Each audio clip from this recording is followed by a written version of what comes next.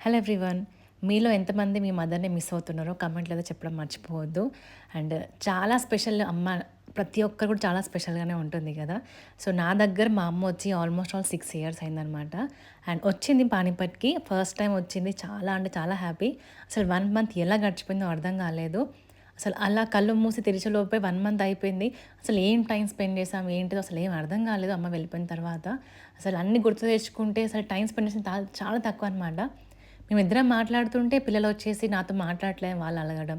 So, ఇంగ అక్కడ topic discussion ఆపేసి ఇంగ వీళ్ళతోని టైమ్ స్పెండ్ చేయడం. సో, అలాగే అంతా అయిపోయిందనమాట. అండ్ మా అమ్మమ్మకి బాలేదు కాబట్టి ఇంక అమ్మని పంపాల్సొచ్చింది.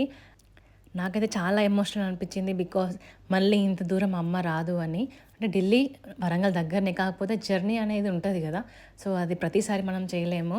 ఇలా మా బుడ్డోడైతే అడుగుతుండే మనం ఎప్పుడు వెళ్దామని. సో, వీడి ఏడుపు అయితే 2 డేస్ అసలు ఆగలే అనమాట. నాకు చాలా